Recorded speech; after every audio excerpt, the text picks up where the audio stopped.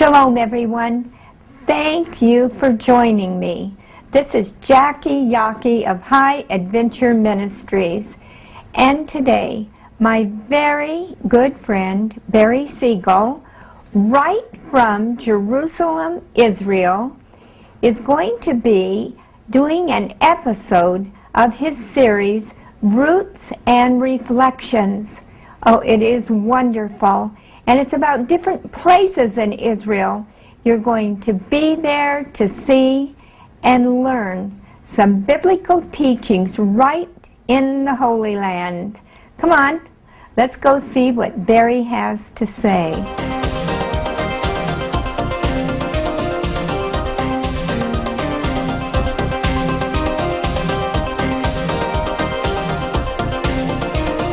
This road leading down to Castle El Yehud on the banks of the Jordan River near Jericho is the natural place to begin this week's Roots and Reflections as we drive on what is the farthest approach to Jerusalem's eastern gate. Actually, this is the gateway to the entire Promised Land. It was here that Joshua led the children of Israel across the river into Canaan. As these landmine warning signs indicate, this was a closed military area since 1967, but peace between Israel and Jordan has encouraged touristic development of both sides of the river. We joined a tour group from Singapore at the traditional site of Jesus' baptism. Sometimes one can see Greek Orthodox pilgrims actually immersing special icons of Jesus into the muddy Jordan waters in celebration of the baptism. But the actual place of baptism is here, between Jericho and the Dead Sea. Why here? I want to remind you that we are not far from Mount Nebo. Mount Nebo is the place where Moses looked over the Promised Land. And we are very close to the place where Elijah ascended to heaven. According to the book of Joshua, the river waters miraculously piled up to the north of here. Then the priests who bore the Ark of the Covenant of the Lord stood firm on dry ground in the midst of Jordan, and all Israel crossed over on dry ground until all the people had crossed completely over the Jordan.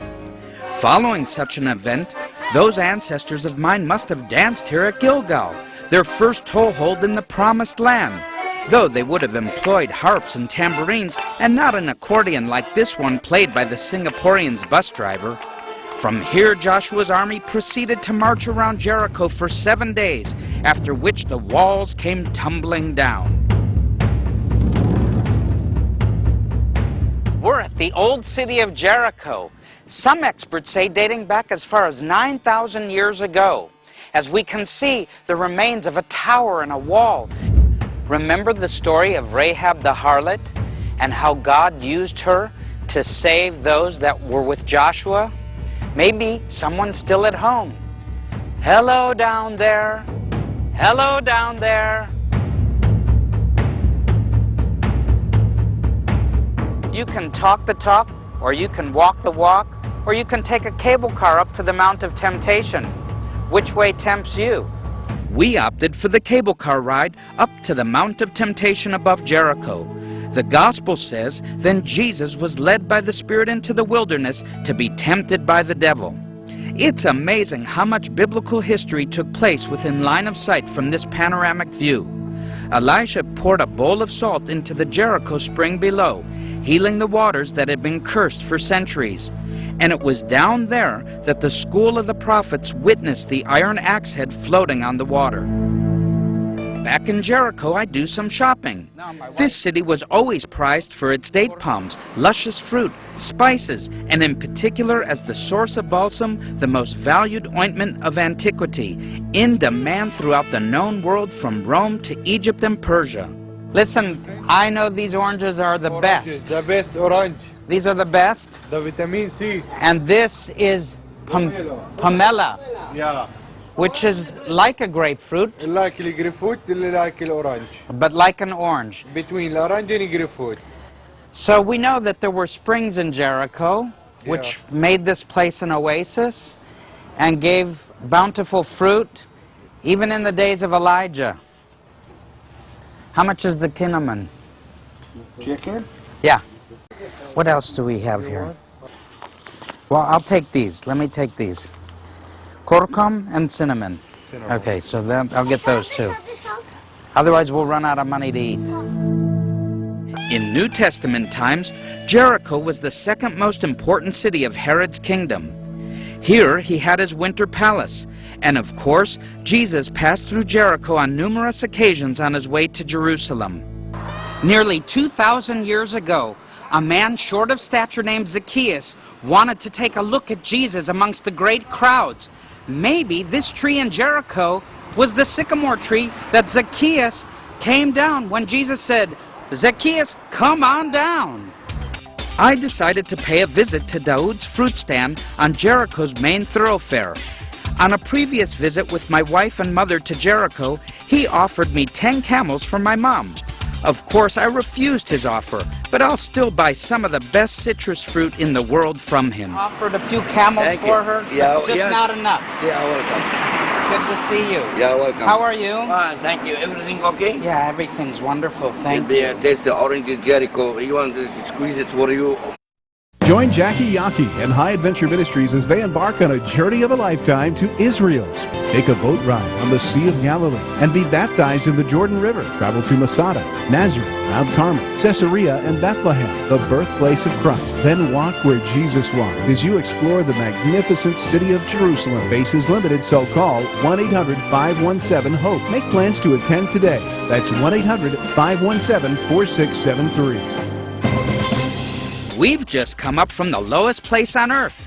The Dead Sea is minus 420 meters or 1,300 feet below sea level, making Jericho the lowest city in the world. Oh, we're above sea level. We just came from the area of the Dead Sea in Jericho. I can breathe again. We're on our way from Jericho to Jerusalem's Eastern Gate on Roots and Reflections. But here we're going to take a little detour into the Judean desert. Seen from the air, it appears lifeless, but looks are deceptive. A freshwater spring feeds the Wadi Kelt. As they have done for thousands of years, Bedouin bring their flocks here for watering. And the nomadic tent dwellers even take advantage of tourism to supplement their livelihood, setting up a juice stand in the middle of the desert here in Wadi Kelt. One for you, and one for me. They say there were thousands of monks that actually dwelled in these cliffs and in the monasteries here in the Wadi Kelt. From Jericho up to the eastern side of Jerusalem, we go through into the monastery of St. George. The monastery of St. George was founded in 420 AD by 5 hermits seeking to escape the temptations of Byzantine Jerusalem. It's a Greek Orthodox monastery perched in the canyon, a steep hike down from the main road. Nearby is the cave, traditional site where the prophet Elijah took refuge and was fed by ravens. Here, cave-dwelling hermit monks emulated Elijah, though they were fed by other monks and not ravens. Yet it's interesting that the Hebrew word for ravens is spelled the same way as the word Arabs, or bim, Arabim. So could Elijah have been fed here by the ancestors of these Bedouin? It's time for a break. I think we should see what Bati is doing over on the hills beyond us. Let's go.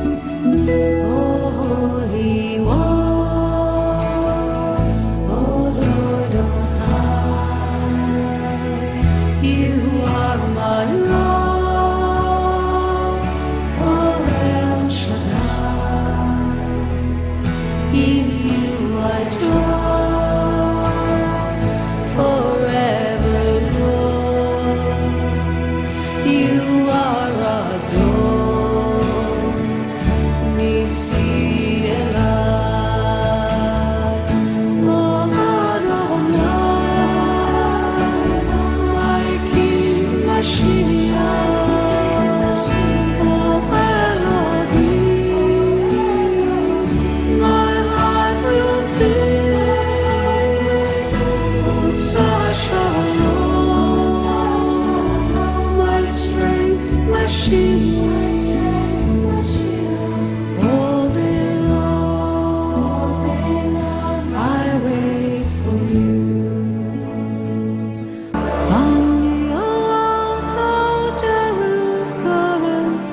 For your donation listed on the screen or more, we would love to send you our latest music DVD called Timeless Sounds, produced entirely in Israel. Save your people, Lord, and bless your inheritance.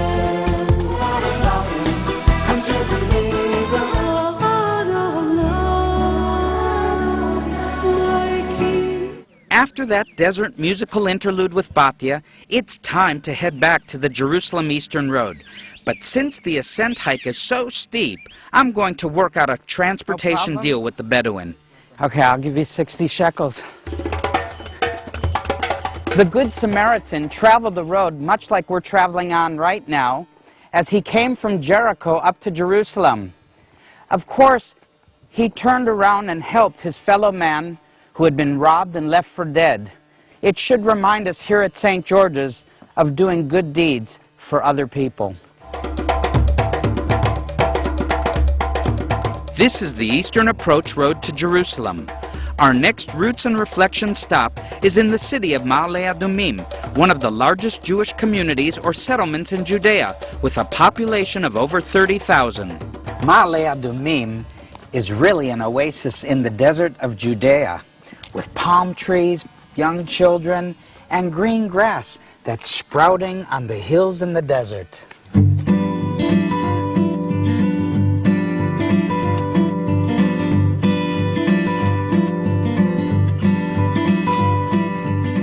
The city of Ma'ale Adumim is one of the largest cities in the area of Judea. And we're going to look this week at the word of the week, and that word is savlanut. Let's go ask some of the residents of this city. סבלנות זה לחכות. Sablanut is to wait, and wait, and wait for something, not getting it right away. That's the meaning of Sablanut. Sablanut is more than actually just a word, it's really a way of life. That things take time, and if it doesn't happen today, it might happen tomorrow. If it doesn't happen tomorrow, next week. And if it doesn't happen next week, then we've probably forgotten about it by now anyway, so it really doesn't matter. Sablanut is a difficult word for Israelis. We don't have much Sablanut for waiting. You see, I'm already in a hurry. The word savlanut, it means patience. Patience, yeah, we have to have patience.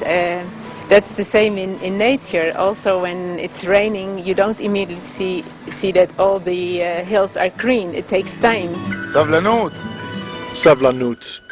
A person must be patient, calm, answering other people politely. צריך לענות יפה, להיות אדיב כלפי אנשים.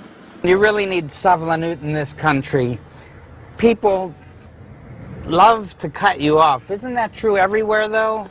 But I got a nice guy behind me. He's letting me out, and I can get out of here finally. Let's hit the road, Jack. A short distance off the main eastern road to Jerusalem in the Judean desert is Genesis Land. This well-worth short detour leads 3,800 years back in time.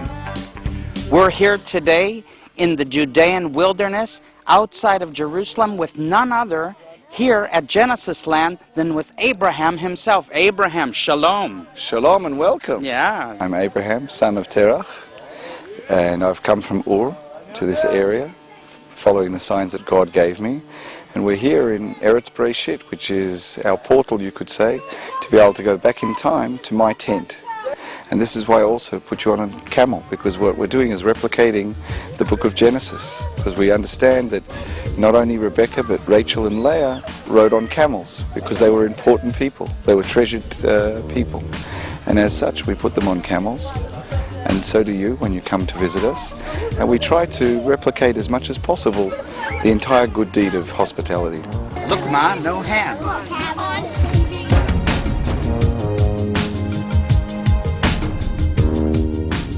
Batya, say hello to the camel I'm with. Just say hello to him.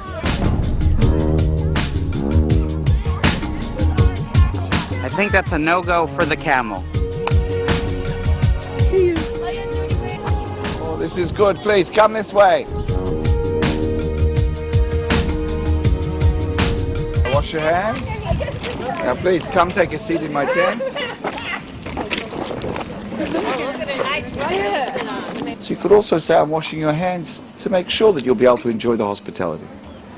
But having said that, I also travelled a long way to get here. I know you came 3,800 years in time, but I came from a place way off over there called Ur. Have you heard of it? Hospitality is the essence of Middle Eastern culture. Abraham welcomed 3 passers-by, washing their hands and feet, inviting them into his tent. There it was that the Lord spoke to Abraham and Sarah, promising the birth of Isaac. More than just opening his tent, Abraham offers the best to his guests, from water to refreshing dried fruit. Above all, it's the attitude that counts. As guests in his tent, we're even privy to some of his personal problems and dilemmas. This problem with the shepherds of Lot that you see I think I have a solution. And my solution is I spoke to Lot yesterday. He was sitting in the tent, I think where you're sitting. And I said to him, we need a little space between us. If you go to the left, I will go to the right. If you go to the right, I will go to the left. Is that fair? Some of those bad shepherds actually stole the pita bread for our main meal. So Abraham is going to teach us how to bake our own, so we don't go hungry. Now I'm not banging it or putting it on my palm. I slowly stretch it. 3 fingers. 3 fingers here. Stretch. And in just a few seconds, hopefully, you have a piece of pita. Everybody say pita. Pizza. Okay, now afterwards, not before, but after it's been cooked, I want you to try by dipping your pita here into the olive oil and za'atar. If you remember, when Abraham sees the guests coming, he doesn't pick up the phone and call for catering. He tells Sarah, and he runs and gets meat, and what does she do? She takes 3 amounts of fine flour, 3 cakes of flour. And we take it over here. Oop, quickly, quickly. Now you really don't have to worry if there's a hole or two. What counts is how thin it is. Look at this one, a good one. Cooking 101. Oh, I think we're gonna get this one next. Oh, this one. Ah. It's okay, all the dirt burns Whose off. is this? Yeah, you took my spot. Oh, I'm sorry. Excuse So me. right. Maybe just pass them to me. Okay. Come right here. Like that. Whose is this one? Oh, doing well. Wow, That looks like almost has Well the stripes of a done. matzah. It's taken some savlanut, but now finally it's time for a Genesis land dinner. This is baba ganoush. It's made out of eggplant and tahini, which is made from sesame seeds, ground down, and then we add water back to the powder. And the hyssop we like to use in many of our foods because it teaches you to be humble. Why is that? Because the actual hyssop plant is very short or very low, and it teaches you can have a very good flavour. It works very hard without being like a tall pine or a tree. All of the dishes have different herbs and spices. The idea here is that we want to play with your palate so that you should feel as if you're a prince or a king at my table, because your tongue will tell you that you're not just getting a lot of one flavour, you're getting a lot of different flavours. And as such, then you must be an important person. Abraham has served us a great meal, which we're about to feast upon. Look at the family behind me. But one thing I have to tell you, in Abraham's day, they didn't have forks and knives like this. So we're going to get rid of them, and we're going to eat the Middle Eastern way. Let's take a dip of that tasty hummus. Oh man, you don't know what you're missing.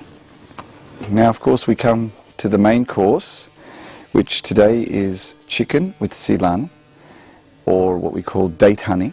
Now, why is that? Because we refer to the land as the land of milk and honey. But of course, we have to have a choice in every course, and here we have the kebab. Abraham offers to mold a clay camel, but issues a warning, as many in his day used this method to make household idols. Now, can you see the resemblance? No, don't worry. It's not a household idol. He's getting his camel riding certificate because he was trained by Eliezer to ride a camel. What this means is I can ride a camel anywhere in the world. This is the official camel license. You have to come to Genesis land. James 5:16 says, "The effectual fervent prayer of a righteous man availeth much." The Wailing Wall is reported to be the closest place to the heart of God. The Ark of the Covenant was here. For hundreds of years, people have prayed and written their prayer request on papers they have inserted into the wall. If you have a prayer request, High Adventure Ministries, Voice of Jerusalem, has people in Israel standing by to take your urgent needs to the Wailing Wall. A postcard will be mailed to you from Jerusalem. You can call 1-800-517-HOPE. That's 1-800-517-4673. In Roots and Reflections, we move along the road to Jerusalem's eastern gate. Through this tunnel, one passes under Mount Scopus from the desert into Jerusalem. Our final stop is on the Mount of Olives at a friend's house overlooking the eastern gate. We're here with Tom Hess of the Jerusalem House of Prayer for All Nations, and we're standing right by the eastern gate behind us. It's an incredible view with an incredible person. Tom, shalom. Shalom. We know that the eastern gate, in fact, East Jerusalem and the Mount of Olives and the eastern gate is where almost everything happened in the life of Yeshua when he was here in Jerusalem. We know that he lived in Bethany, right on this side of Mali Adumim, and that he was there with Lazarus, and he lived with Mary and Martha, and Lazarus was raised from the dead from there. And we know also in Bethphage, which is in the eastern gate, is where he got on his donkey on Palm Sunday, and he came down over the eastern peak of the Mount of Olives, which is on Bethphage, and he came down to here, and then he went down through the Golden Gate into Jerusalem. Also, according to the maps in history, the ashes of the red heifer were sacrificed on this property, or very, very close to this property. When you look at the maps, they were right in this area, and there was a two-tiered bridge that went from the upper part of the Mount of Olives over the valley to the Golden Gate. So this was the place of sacrifice. This was also the place where two books that I've read actually believe that the crucifixion took place on the Mount of Olives. The reason they believe that is because the only place you could see the veil of the temple being torn from was on the Mount of Olives, and this was the place of sacrifice. They say that you could not see the veil of the temple being torn from the Church of the Holy Sepulchre. You could not see it from the Garden Tomb or the Golgotha, the traditional Protestant place. So many people believe that actually the crucifixion even took place here on the Mount of Olives. It's incredible to think what Tom Hess has just said, because in Mark chapter 15, verse 37 and 38, it says, "And Jesus cried out with a loud voice and breathed his last. Then the veil of the temple was torn in two from top to bottom. So when the centurion who stood opposite him saw that, what did he see? The centurion was witness to the veil being torn from top to bottom, and more than likely was standing right here on the Mount of Olives facing the eastern gate." The altar of sacrifice was always on the eastern side of the tabernacle, or later the temple. Every reference in the Torah to acceptable sacrifice places it to the east. So it makes sense that the greatest sacrifice of all should have taken place outside the temple to the east. According to the Mishnah, the temple wall was lower on the eastern side, so that the priests could sprinkle the blood of the red heifer towards the Holy of Holies. It says, "All the walls there were high, save only the eastern wall, because the high priest that burns the red heifer and stands on the top of the Mount of Olives should be able to look directly into the entrance of the sanctuary when the blood is sprinkled." From the Mount of Olives, the centurion would have had a view of the veil being torn from top to bottom.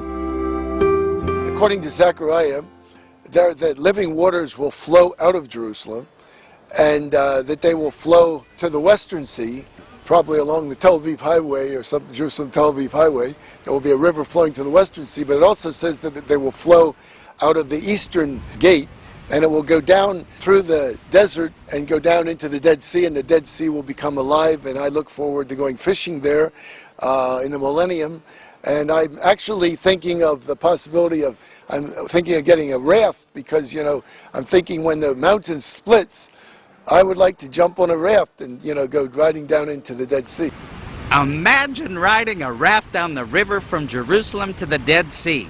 Definitely the quickest way back to where we started today. Thank you for being with us in Roots and Reflections, our program from Israel, bringing you insights to the land of the Bible, its history, natural beauty, people, food, tourism, and much more. Your donations to help produce Roots and Reflections are much appreciated.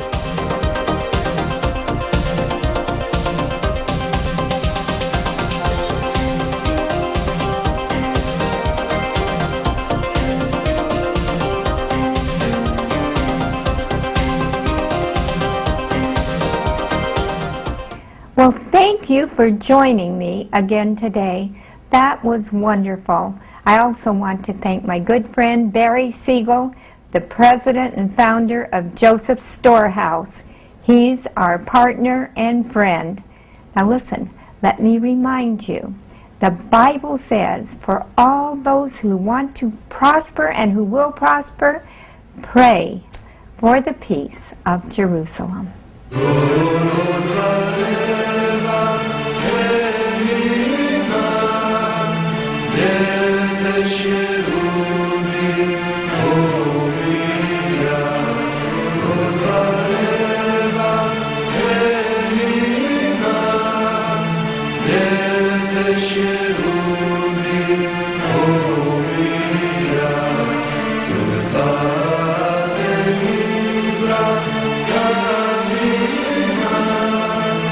Ein Letzio